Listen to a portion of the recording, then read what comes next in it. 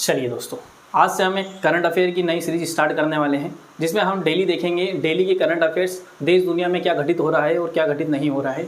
आइए आज से शुरुआत करते हैं डेली करंट अफेयर्स की। डेली करंट अफेयर्स देश और दुनिया में चल रहे हैं उसको हम देखने की कोशिश करेंगे। चलिए, आज का पहला करंट अफेयर है, हर घर जल प्रमाणित होने वाला पहला राज्य कौन बन गया है। तो हर घर जल योजना के बारे में आपको बता दें कि हर घर जल जो योजना है भारत सरकार के द्वारा 2019 में स्टार्ट की गई थी। इसको 2019 में इसको भारत सरकार के द्वारा स्टार्ट किया गया था। ठीक है, इसमें 2019 में स्टार्ट किया गया था जब प्रधानमंत्री नरेंद्र मोदी के द्वारा ये बोला गया था कि 2024 तक भारत के प्रत्येक घर में शुद्ध जल पहुँचाने की इसका उद्देश्य है। हर घर जल से प्रमाणित होने वाला पहला राज्य जो बना है वो आपका गोवा बन गया है। ठीक है, राज्यों की बात करें तो पहला राज्य बना है गोवा, और यूनियन टेरिटरीज की बात करें तो दमन एंड दीव एवं दादर नागर हवेली जो कि एक संयुक्त यूनियन टेरिटरी बन गई है अब। तो दमन दीव एवं दादर नागर हवेली जो है वो पहली यूनियन टेरिटरी है जो हर घर जल से प्रमाणित होने वाली राज्य यूनियन टेरिटरी बन गई है।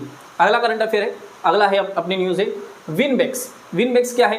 तो विनबेक्स एक भारत एवं वियतनाम के बीच में होने वाली एक सैन्य एक्सरसाइज है, सैन्य युद्ध अभ्यास है। ये सैन्य युद्ध अभ्यास भारत और वियतनाम के बीच चंडी मंदिर में आयोजित किया गया है। ठीक है, अगला देखते हैं उदार शक्ति एक्सरसाइज। उदार शक्ति जो एक्सरसाइज है भारत एवं मलेशिया के बीच में आयोजित होने वाली एक एयर एक्सरसाइज है। इस एयर एक्सरसाइज में भारत की इंडियन एयरफोर्स, भारत की ओर से इंडियन एयरफोर्स और मलेशिया की तरफ से वहाँ की जो एयरफोर्स का नाम है रॉयल मलेशियन एयरफोर्स, इसका नाम है रॉयल मलेशियन एयरफोर्स, इन दोनों के बीच में आयोजित की गई है। ये आयोजित की गई है मलेशिया, ये आपकी आयोजित की गई है मलेशिया के अंदर, इसको आयोजित किया गया है। ठीक है, वहीं पे आपने देखें तो मलेशिया की जो राजधानी है वो कुआलालंपुर पड़ती है। अगला है 31वां हाथी अभ्यारण्य कौन सा खोला गया है। तो इसके संबंध में आपको बता दें कि जो 31वां हाथी अभ्यारण्य, एक होता है वाइल्ड लाइफ सेंचुरी पक्षी अभ्यारण्य और एक होता है हाथी अभ्यारण्य। तो एलिफेंट सेंचुरी जो खोली गई है, जो 31वें नंबर की हाथी अभ्यारण्य जो खोला गया है तमिलनाडु में आपका ये क्या किया गया है, खोला गया है। अगस्तमलाई कहाँ पे खोला गया है, अगस्तमलाई में ये क्या करा गया है, अगस्तमलाई तमिलनाडु के अंतर्गत ये क्या खोला गया है, तमिलनाडु के अंतर्गत ये खोला गया है। ठीक है, उसके अलावा देखें इससे संबंधित क्या क्या चीज़ है। तो वन्य जीव संरक्षण अधिनियम आया था 1972 में, जो वन्य है और वन्य जीवों के संरक्षण के लिए, वनों के लिए और वनों के जीवों के संरक्षण के लिए। ठीक है, 1972 में संसद के द्वारा एक अधिनियम लेके आया गया था जिसको बोला जाता है वन्य जीव संरक्षण अधिनियम। इस अधिनियम के तहत क्या किया जाता है, वन एवं वन्य जीव संरक्षण, जो वन के अंदर रहने वाले जो जीव हैं उनके संरक्षण के बारे में बात की गई। उसके अलावा क्या देखें, पीटी क्या है, तो प्रोजेक्ट टाइगर क्या है। प्रोजेक्ट टाइगर टाइगरों को संरक्षित करने के लिए एक प्रोजेक्ट लाया गया था भारत सरकार के द्वारा, जो कि 1973 में लेकर आया गया था। ठीक है, उसी प्रकार से एलिफेंट के संरक्षण के लिए भी एक प्रोजेक्ट लेके आया गया था जो 1992 में लेके आया गया था, प्रोजेक्ट एलिफेंट एलिफेंट के नाम से जिसको जाना जाता है। ठीक है, 1992 में लाया गया। अब देखें तो प्रोजेक्ट टाइगर के मामले में सबसे बड़ा राज्य कौन सा, जहां पर सर्वाधिक टाइगर पाए जाते हैं, तो मध्य प्रदेश ऐसा राज्य है। मध्य प्रदेश के अंतर्गत 526 क्या पाए जाते हैं, आपके टाइगर पाए जाते हैं, जो सर्वाधिक हैं, सबसे ज़्यादा पाए जाते हैं आपके टाइगर कहाँ पे, मध्य प्रदेश में पाए जाते हैं। यहाँ पर देखें तो जो कर्नाटक है, कर्नाटक में सबसे ज़्यादा एलिफेंट पाए जाते हैं, 6049। कितने पाए जाते हैं, 6049, जो कि भारत में सर्वाधिक एलिफेंट वाला राज्य है आपका कर्नाटक के बाद में इसमें आ जाता है तमिलनाडु आ जाता है, तमिलनाडु, और तमिलनाडु के बाद में इसमें आ जाता है केरला जो आ जाता है तीसरे नंबर पर सबसे ज़्यादा एलिफेंट वाला राज्य होता है। ठीक है, उसके बाद बात करें तो एलिफस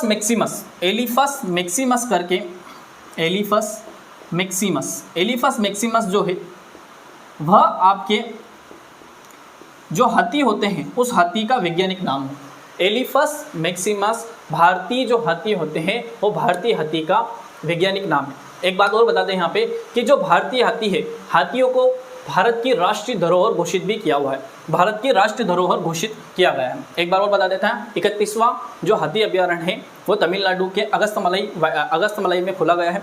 ठीक है। उसके अलावा वन्यजीव संरक्षण अधिनियम 1972 में आया, उसके अलावा 1973 में प्रोजेक्ट टाइगर आया और 1992 में जो प्रोजेक्ट एलिफेंट आया था। उसके बाद में अगली न्यूज़ देखते हैं। अगले में क्या है, तो मुदोड़ हाउ, ये जो है ये कुत्ते की प्रजाति है। काय की प्रजाति है? कुत्ते की प्रजाति है।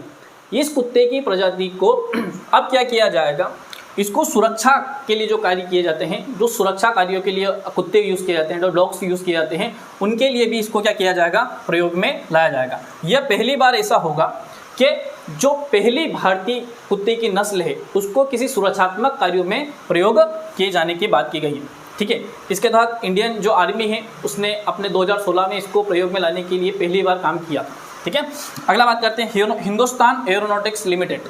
हिंदुस्तान एरोनॉटिक्स लिमिटेड भारत की एक कंपनी है जो भारत में लड़ाकू विमान बनाने पर कार्य कर रही है। इसका जो लड़ाकू विमान है तेजस बनकर तैयार होने वाला है, अभी ऑपरेशनल है, अभी इस पे ऊपर काम चल रहा है। 1-2 साल के अंतर्गत तेजस भारत की वायुसेना को मिल जाएंगे, ठीक है। इसके तहत इसके अलावा हाल ही में अभी थोड़े दिन पहले न्यूज़ में भी था कि अमेरिका यूएसए की जो एयरफोर्स है उसने भी क्या किया था, इस तेजस को खरीदने की बात कही गई थी, ठीक है। ये हमारे लिए बहुत गर्व की बात हो जाती है। हिंदुस्तान एरोनॉटिक्स लिमिटेड के द्वारा क्या किया गया है, अब खबर देखते हैं। खबर क्या है कि मलेशिया में पहला विदेशी कार्यालय खुलेगी, ठीक है। भारत की जो हिंदुस्तान एरोनॉटिक्स लिमिटेड है वो भारत के बाहर पहली बार अपना कार्यालय खोल रही है और वो खुलेगी आपके मलेशिया के अंतर्गत कुआलालंपुर, वहाँ की जो राजधानी है वहाँ पे ये खुलने जा रही है, ठीक है। अगली न्यूज़ देखते हैं। अगली न्यूज़ है आपकी NPCI, national payment corporation of India, national payment corporation of India, जिसकी स्थापना होती है 2008 के अंदर। 2008 में इसकी स्थापना होती है। 2008 में जब स्थापना होती है तो इसका जो आपका हेडक्वार्टर है वो हेडक्वार्टर बनाया जाता है मुंबई, ठीक है। उसके अलावा इसका ऑनर कौन है, तो इसके जो ऑनर है वो reserve bank of India limited, reserve bank of India इसकी क्या है, ऑनर। किस मिनिस्ट्री के अंतर्गत आता है, तो मिनिस्ट्री ऑफ फाइनेंस के अंतर्गत आता है। किसके अंतर्गत आता है, मिनिस्ट्री ऑफ फाइनेंस, मतलब वित्त मंत्रालय के अधीन आता है आपका नेशनल पेमेंट कॉर्पोरेशन इंडिया, जिसकी स्थापना 2008 में हुई थी। मुंबई महाराष्ट्र में इसका क्या है, मुख्यालय, ठीक है। उसके बाद इसका काम क्या होता है, यूपीआई को जो बनाने का काम किया था, जिसका काम है यूनिफाइड पेमेंट इंटरफेस, यूनिफाइड